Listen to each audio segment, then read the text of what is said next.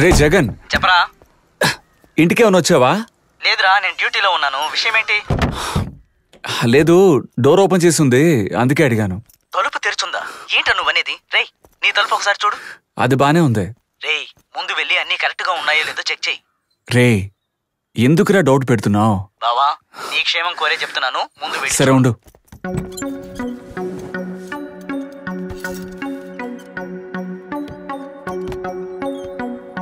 రే శక్తి, రే మాట్లాడరా. శక్తి, శక్తి ఏదో ఒకటి మాట్లాడరా. రే, అంతా ఓకే. శక్తి, రే శక్తి, ఏమైందిరా? హలో శక్తి, రే ఏంట్రా, ఏమైందిరా?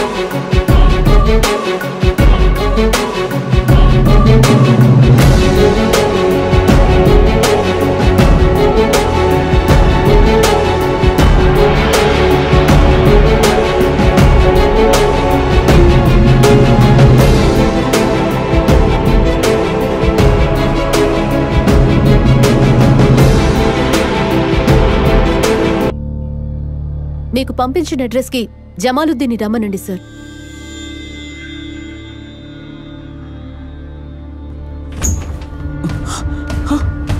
శక్తి, రే శక్తి, రే ఏమైందిరా? శక్తి ఏమైందిరా? హే, వీడికి దెబ్బెలా తగిలింది? వీడు చేసిన పనికి వీడిని ప్రాణాలతోటి వదలకూడదు. హే, వీడికి నీకు మధ్య ప్రాబ్లం ఏంటి? వీడికి అసలు దెబ్బెలా తగిలింది? ఏయ్, ఊరికి అరవకు. నేనే కొట్టాను.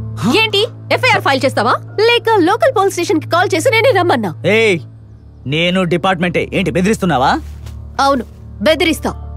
డిపార్ట్మెంట్ లో పనిచేస్తూ ఇలాంటి ఒక క్రిమినల్ కి తోడుగా తిరుగుతున్నావే, నిన్ను అసలు. మరి నిన్ను తెలుసు అనుకుంటున్నావా?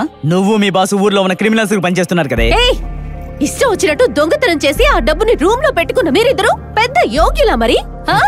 మే క్రిమినల్సా? Tell me, how biggest your network? ఎవరి కోసం పనిచేస్తున్నారా? దోచుకునే వాళ్ళందరూ క్రిమినల్సేనా? లేక సినిమాలో చూపించేలాగా లేనిపోని వాళ్ళకి దానాలు చేస్తున్నారా? లేక పిల్లలకి ఫీజు కట్టి చదివిస్తున్నారా? ఏం చేస్తున్నారా మీరు?